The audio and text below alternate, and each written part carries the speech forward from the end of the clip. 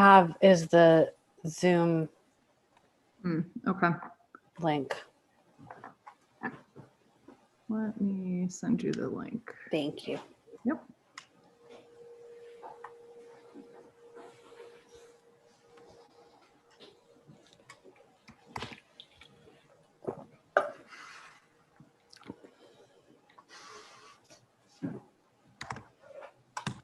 That should take you right to it.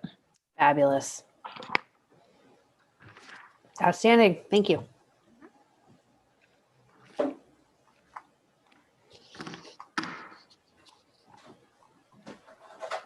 Gary.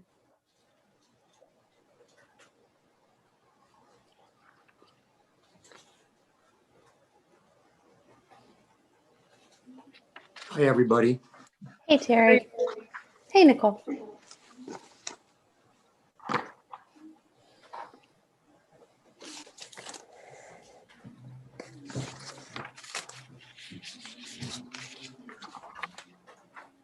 Nikki, who all's going to be on today? We've got Nicole coming, right? Yeah, Nicole's here, and it's just the 4 of us. Oh, okay. Yeah.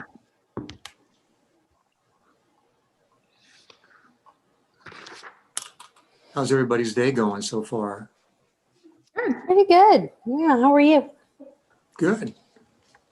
Been watching the news with all of the hostile takeover of our government, but other than that, things are going fine. That's funny.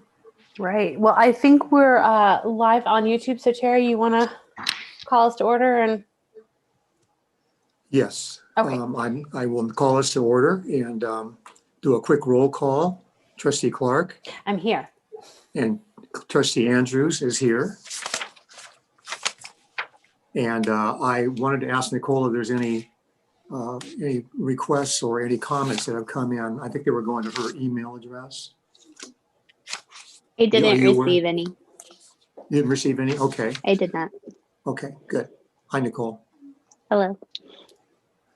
All right, well, thanks everybody for getting together for this. And it looks to me as if we're just going to go over the audit, right, Nicole? Basically, that's the agenda.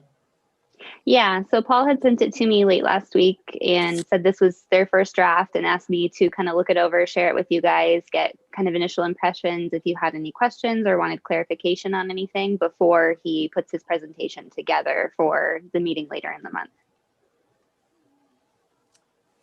Well, I went over it myself, not necessarily with a fine tooth comb, and there were a couple of things that jumped out at me, but they were really more routine things that you could answer about expenses and so on, during that year, during that fiscal year.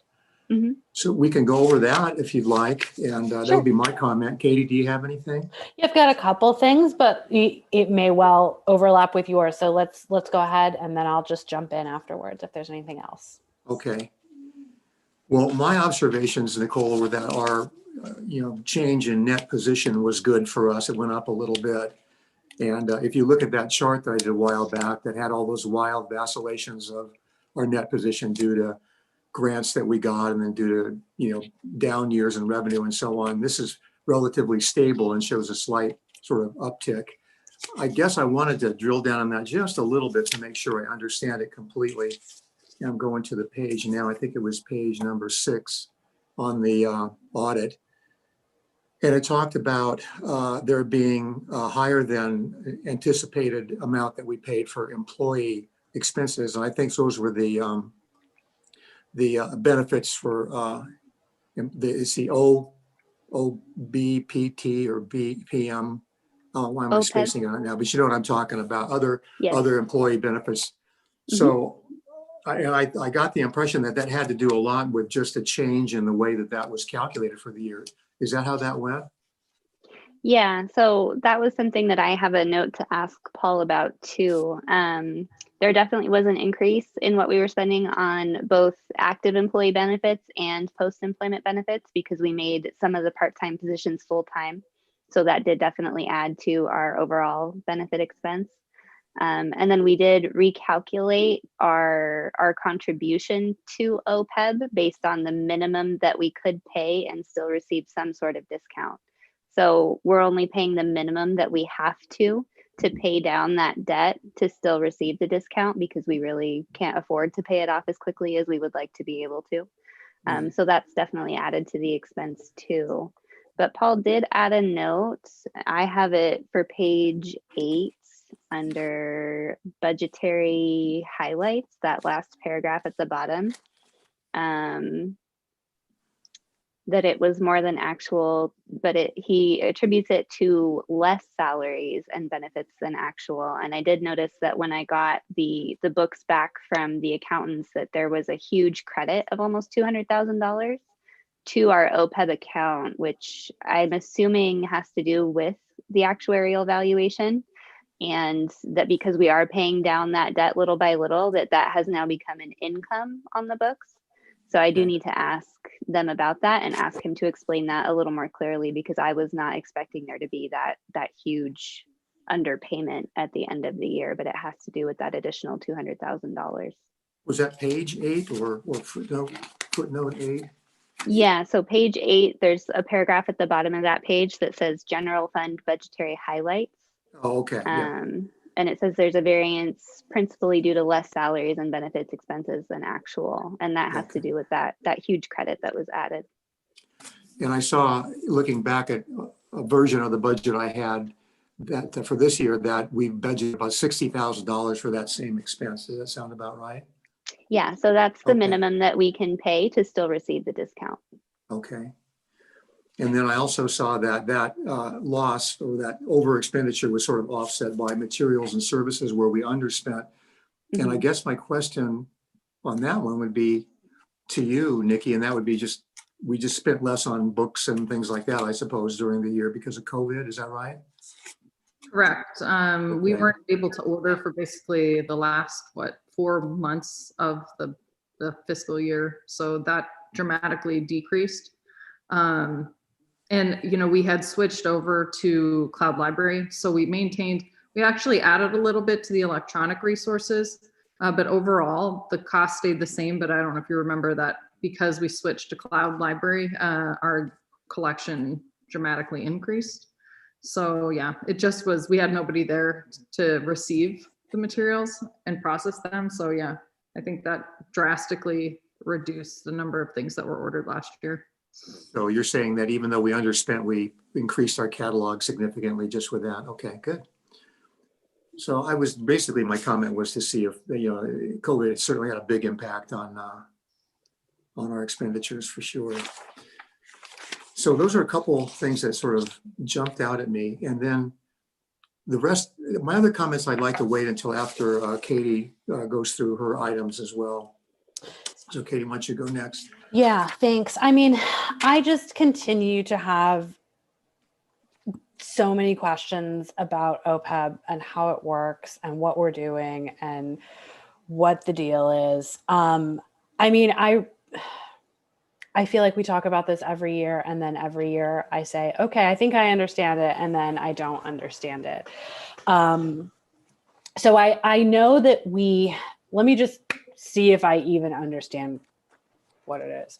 So basically we owe people who have been or are now full-time employees a certain amount of money to fund their benefits and their pension forever, right? Like until, they don't need it anymore, God forbid.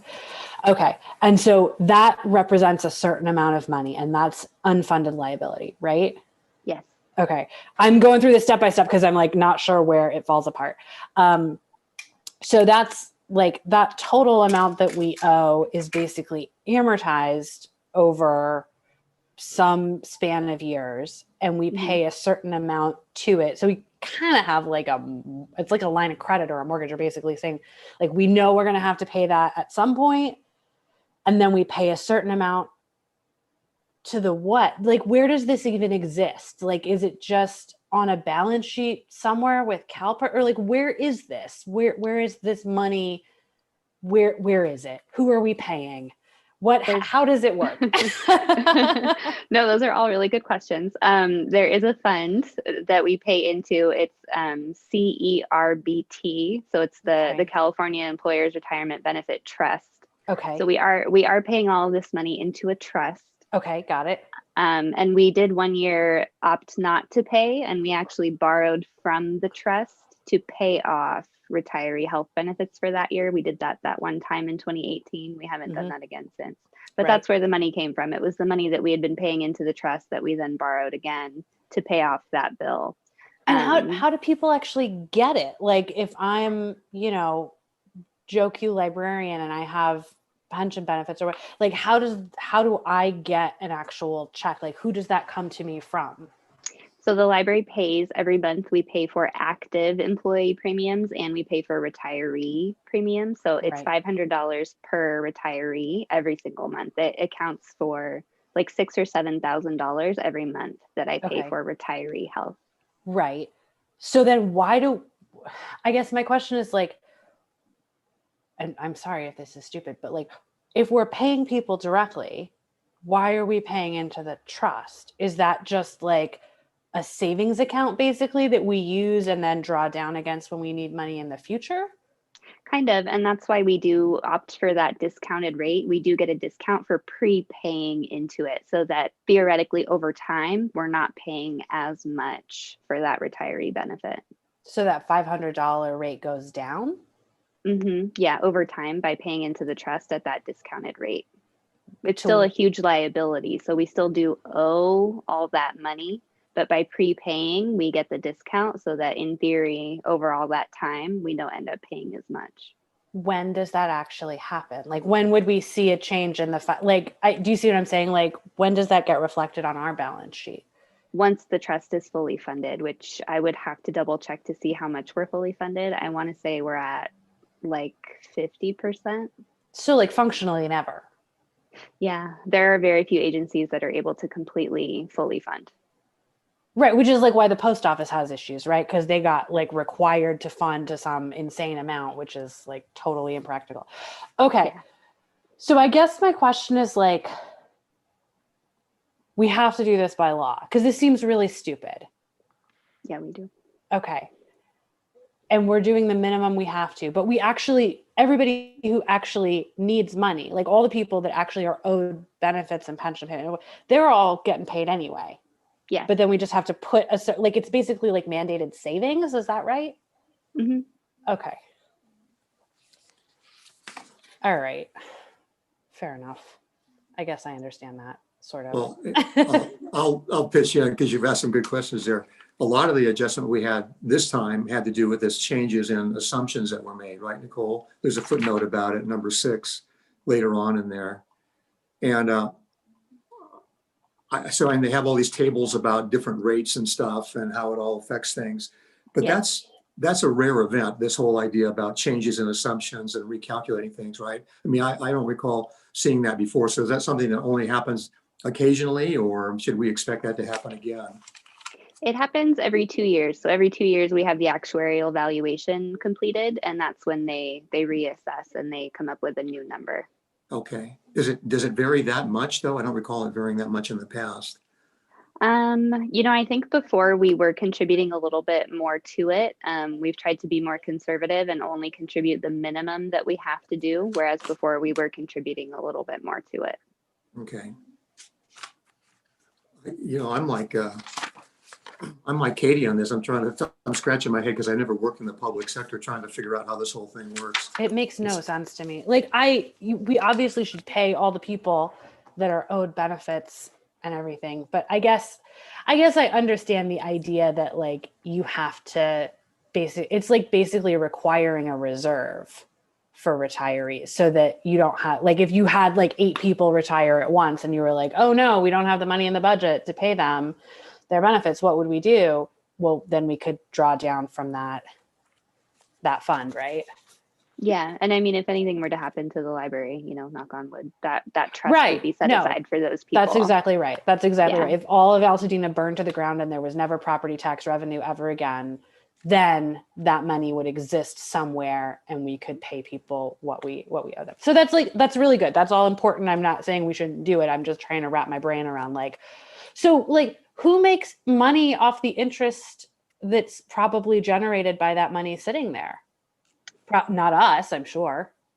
I don't think we do. That's a good question. I would have to ask Paul about that. I'm going to ask Paul to really kind of Paul go in needs to depth give us into a that. little 101 on OPEB, because like I know we had that whole conversation a few years ago about how we didn't need to fund like as much as we were, which I understand, but I do think it would be helpful to have a little bit of a refresher, because we've also changed a lot of our org chart and we've shifted people around a lot, and I would love to know, in future when we think about like hiring people, we always ask like, what's the fiscal impact? But I would like to include this kind of calculation as well. So if we were to add, for example, another full-time librarian position, just, whatever, it doesn't matter, it could be anything. But in terms of fiscal impact, obviously there's salary, there's benefits, but then how does that impact, like adding a person, how does that change what we need to do for this kind of stuff as well?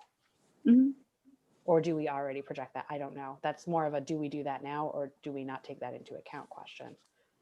Not typically. You do have to retire from the agency and you have to be vested, which means you have to have worked for us for at least 5 years and then retire from us in order to get the benefit.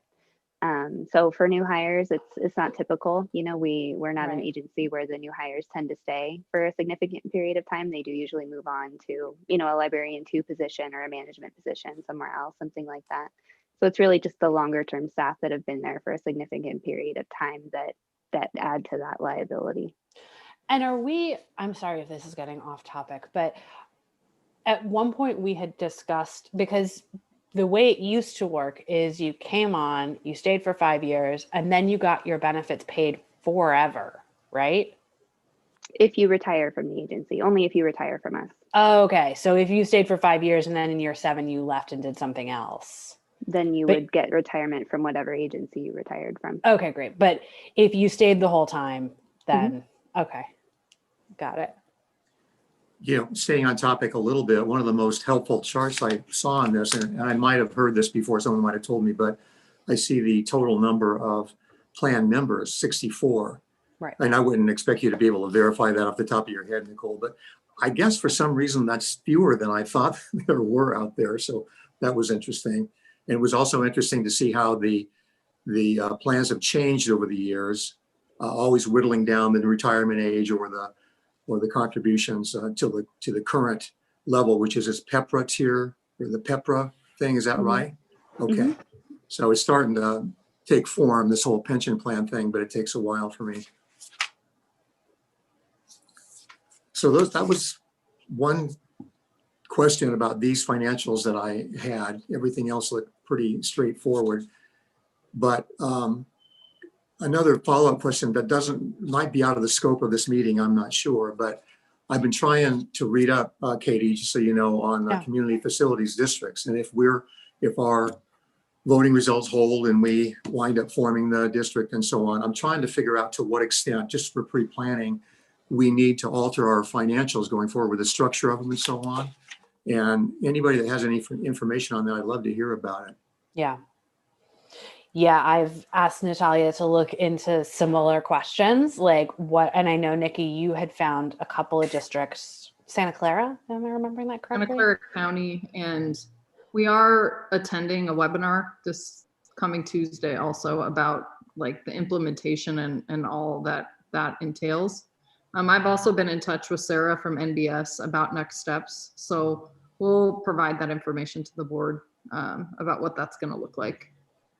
I think right now we're in the learning phase. Because it does seem as if for purposes of a budget committee, that if that gets thrown at us, then you might need to subdivide it or, I don't know, put some more resources into it, because that'll be a big chunk of change to manage too potentially. And then you've got this on top of it. That's so just right. An observation. No, I agree with that. And I should say, and I think that's okay because we're in a publicly noticed meeting, so it doesn't count as a Brown Act issue, even though there's only 2 of us, so it's okay anyway.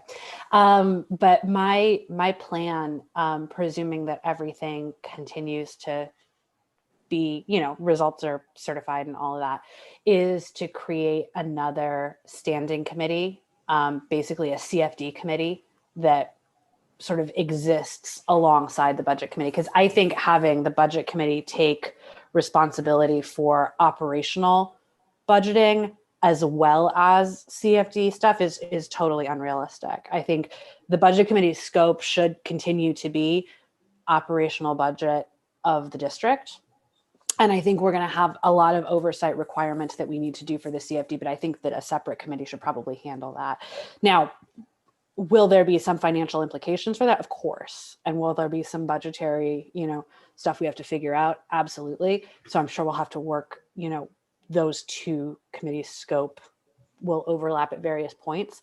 But I think it would be a bad idea to just dump everything into the budget committee. Mhm. Yeah, so I think to the extent we're thinking about that, that's a good thing. Yeah. Yeah. And like I said, we'll have some best practices and some, I don't think we have to reinvent the wheel on this either. Mhm.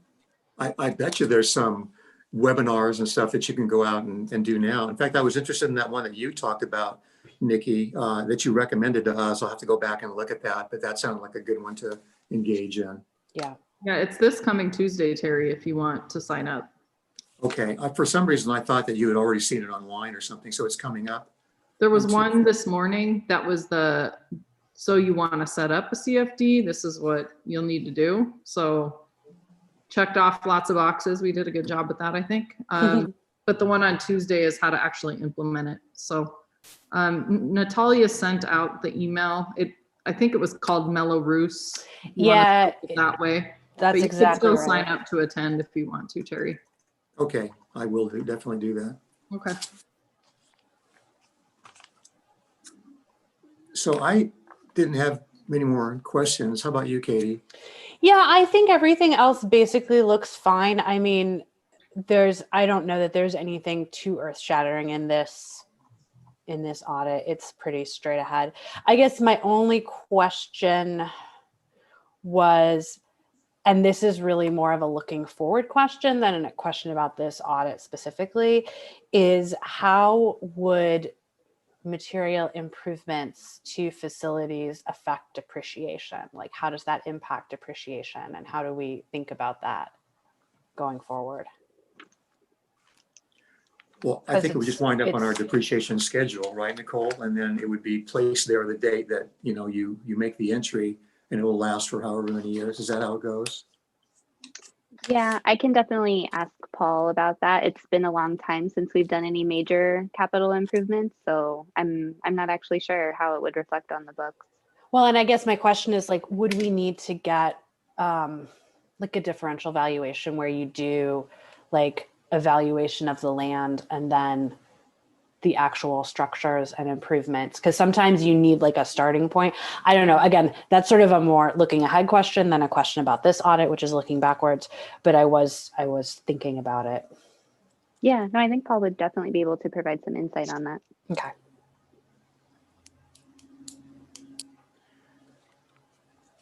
I'm just for looking purposes through to see. For our calendar, we did kind of a mid-year review, which actually wound up being close to the new budget date, as I recall, because of the way that things get entered, Nicole. Mhm. And what do you think is a practical date for our next get together? Is it going to be out sometime in April or May, or maybe before that? Oh, yeah, no, we can definitely do a mid-year budget review, like end of January, early February. Okay. And you'll feel comfortable enough about maybe not having all the expenses in by then to go ahead with it? Okay. Oh, yeah, we can definitely have some rough numbers in to get an idea of what Okay. we need to do. Yeah, that would be helpful. And it would be, I think we need to train a little bit for all of the budget reviews that might be heading our way. So that would be a good thing. I'll just check with you then when the date gets a little closer about scheduling another meeting. Okay. Yeah, definitely. And then for purposes of this item we have in front of us, are the folks from NIGRO and NIGRO going to make a presentation to us at the next board meeting, or is that already scheduled on the board meeting agenda? Katie, do you know? It is. Mm-hmm. Okay, That's right. and that's for the one on the 23rd, right? Correct. Okay. And in fact, we've moved some stuff over to the special meeting agenda just to make sure we have enough time, because usually, it takes a minute to go through, and I want to make sure that we have plenty of time for everybody to ask questions and, Okay. So I'll get a report together on this meeting for the board packet, and I'll get it to Natalia in time for that particular meeting. And it'll be basically, you know, the items that we've discussed, a little bit about the scope of the budget now, you know, how might we absorb future budgetary activity for a CFD on that. And then a little bit about the, you know, the next meeting, et cetera, and then just turn it over to these guys for the presentation. Basically, we would be approving the audit the way that we've seen it, and we would make that recommendation to the board, right? Yeah, I don't even know if we need to approve it. Sometimes we just receive and file. I can't remember if Okay. we need a formal vote to approve or not, but yeah, Okay. basically. Mhm. Well, no, I don't think it'd be us making the formal vote, but it would be that as a budget committee, we've reviewed this and think that, you know, Yep. we don't mhm. have any more questions, et cetera. That's right. So it's sort of like we're endorsing it, not approving it. That's Okay, exactly gotcha. right. Mhm. All right, well. Nothing else from anybody? Because that'll make the shortest meeting I've been in a long time for the library. You know what? I'm all for it. I think that's great. And I think if we can plan for end of January, beginning of February for mid-year budget adjustment budget committee meeting, I'd like to get the mid-year budget adjustment on the February agenda if possible. Yeah, I'm sure we could make that happen, right, Nicole? I think that would be good. Yeah, definitely. Mhm. All right. Good. All right, then, I guess we are, we can call this meeting closed and we'll adjourn at 3:26. I'll put that in the minutes, and I'll get that out to everybody a little later today. Fantastic. Thank you so All right. much, Terry.